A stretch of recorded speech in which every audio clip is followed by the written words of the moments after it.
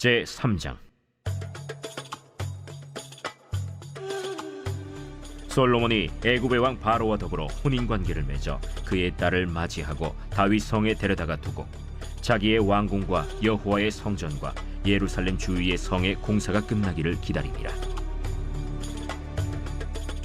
그때까지 여호와의 이름을 위하여 성전을 아직 건축하지 아니하였으므로 백성들이 산당에서 제사하며 솔로몬이 여호와를 사랑하고 그의 아버지 다윗의 법도를 행하였으나 산당에서 제사하며 분향하더라.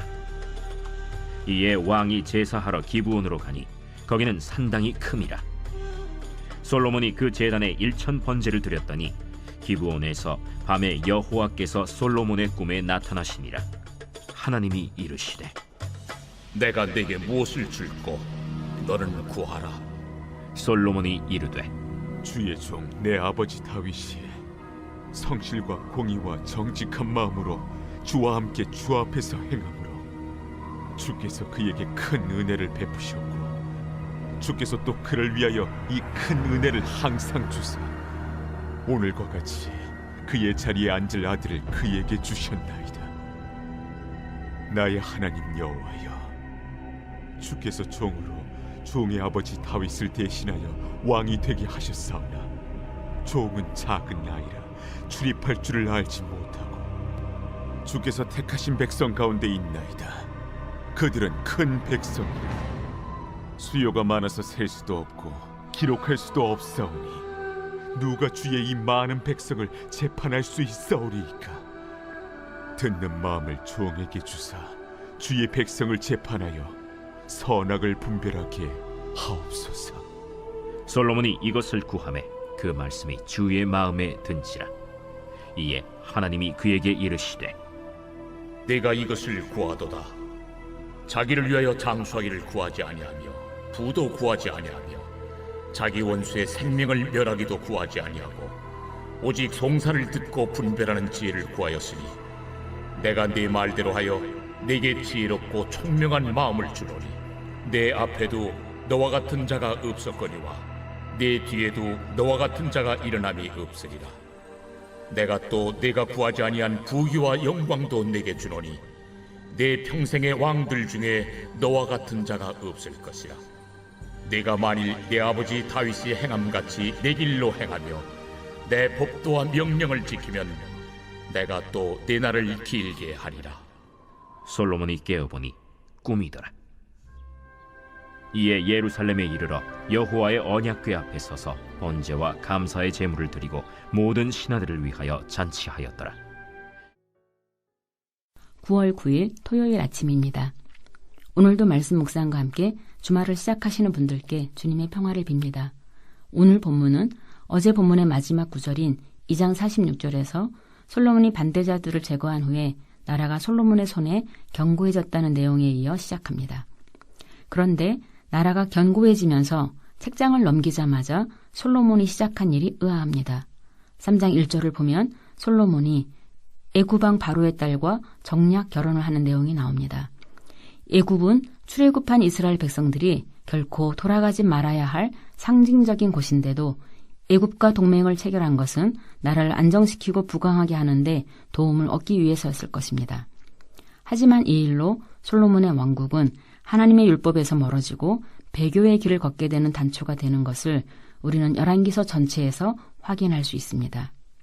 그리고 3장 2절에서 아직 여호와의 성전이 건축되지 않아 백성들이 산당에서 제사하고 솔로몬도 산당에서 제사하는 일은 언제 어디서나 하나님께 예배할 수 있는 자유를 얻을 수 있지만 훗날 성전 건축 후에도 산당 제사를 통해 우상 숭배의 빌미가 되는 점을 볼 때 좋게만은 볼 수 없는 내용인 것 같습니다.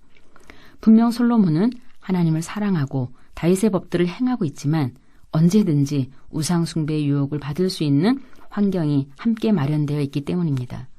하나님을 사랑하지만 뭔가 다른 것을 향해서도 사랑의 가능성이 열려있는 불안한 그림입니다.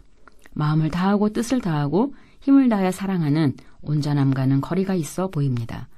그럼에도 하나님은 솔로몬이 제사를 드리는 그 기브온 산당에 나타나셔서 솔로몬에게 소원을 물으십니다. 3장 6절에서 솔로몬은 하나님께 소원을 말하기 전에 하나님이 다윗의 집과 자신에게 베푸신 큰 은혜를 찬양하며 감사하고 있습니다.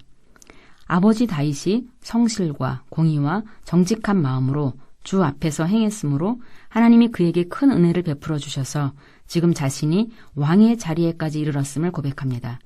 그런데 자신은 아버지 다윗을 대신해서 왕이 되었지만 작은 아이여서 출입할 줄 모르고 반면에 주의 백성들은 크고 많으니 제대로 재판할 수 있도록 지혜를 달라고 요청하고 있는 것입니다. 실제로 나이가 어려서가 아니라 어린아이와 같이 하나님 나라를 받아들여야 한다는 말씀처럼 겸손한 마음으로 지금 자신의 부족함을 고백하고 있는 것입니다. 솔로몬은 자신의 역량으로는 하나님의 백성들을 다스리는 왕의 직무를 수행하기에 너무 부족하기 때문에 지혜를 달라고 기도하고 있습니다. 이 지혜는 개역개정 성경이 번역한 대로 듣는 마음입니다. 하나님의 말씀을 잘 듣고 또 백성들의 마음을 잘 들어서 옳고 그름을 판단할 때 잘 분별할 수 있게 해달라는 기도입니다. 하나님은 솔로몬의 이 기도를 좋게 여기셨습니다. 마음에 드셨습니다. 그래서 11절을 보면 솔로몬이 자기를 위해 부하 장수를 구하거나 원수를 죽여달라고 구하지 않고 오직 재판을 잘 할 수 있는 지혜를 구했다고 칭찬하시면서 솔로몬이 구한 대로 지혜롭고 총명한 마음을 주셨습니다.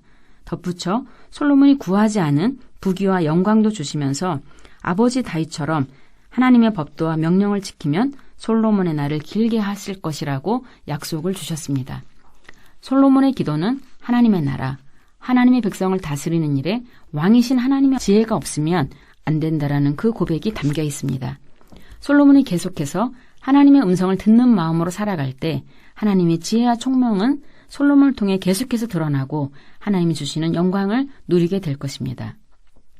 그런데 문제는 늘 우리가 잘 듣는 사람이라고 생각하며 더 이상 듣지 않는 데 있습니다.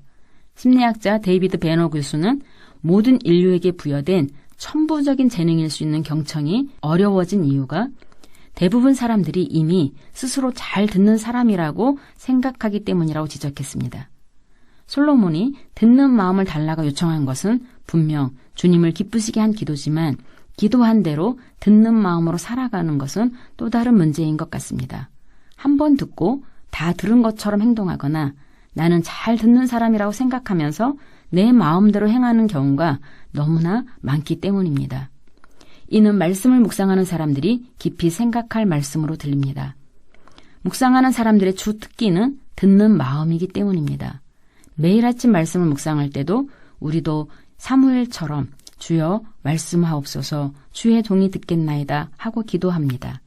그런데 주님의 말씀에 예 하고 대답만 하고 들은 말씀을 행동으로 옮겨 살지 않거나 또는 예 하고 대답해놓고 내 마음대로 사는 것은 우리 역시도 스스로 잘 듣는 사람으로 착각하며 사는 것입니다. 결국은 말씀을 제대로 경청하지 않은 것과 같습니다. 경청에 대한 테레사 수녀의 유명한 일화가 있습니다. CBS 앵커 댄 레더와의 대담에서 당신은 하나님께 기도할 때 뭐라고 말합니까? 이런 질문에 테레사 수녀가 대답했습니다. 나는 듣습니다. 그러자 앵커가 질문을 바꿔서 다시 물었습니다. 예, 그러면 당신이 듣고 있을 때 하나님은 뭐라고 하십니까? 테레사 수녀는 환한 미소를 지으며 대답했습니다. 그분도 듣지요. 이상한 대답이지만 생각할수록 고개가 절로 끄덕여지는 내용입니다. 하나님의 사람들은 하나님의 음성을 듣는 사람들입니다. 그런데 하나님도 우리의 기도를 들으시는 분입니다.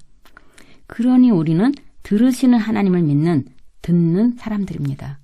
매일 아침 묵상 시간을 통해 하나님의 음성을 듣고 우리의 기도를 들으시는 그 하나님을 묵상하며 일상 속에서 누구보다 많이 듣고 잘 분별해서 오늘도 하나님의 말씀을 잘 살아내는 삶이기를 소원합니다. 기도하겠습니다. 오늘도 우리의 기도를 들으신 하나님, 우리에게도 잘 듣는 마음을 주셔서 하나님이 맡기신 사람들을 하나님의 말씀으로 잘 섬길 수 있도록 도와주십시오. 감당할 수 없을 만큼 수많은 정보들이 쏟아지는 하루길 위에서 날마다 주의 말씀에 오롯이 귀를 열어 말씀 듣는 시간을 최우선할 수 있도록 도와주십시오. 예수님의 이름으로 기도합니다. 아멘. 1. 오심 기도. 하루 5번 마음을 다해 드리는 기도. 나는 죽었습니다. 제가 주인이 아니고 예수님이 저의 주인이십니다. 예수님은 십자가에서 죽으시고 부활하셨습니다. 부활하신 예수님을 가슴으로 만나서 따라가며 간증합니다. 사랑하는 가족과 함께 영광스러운 승리를 노래합니다.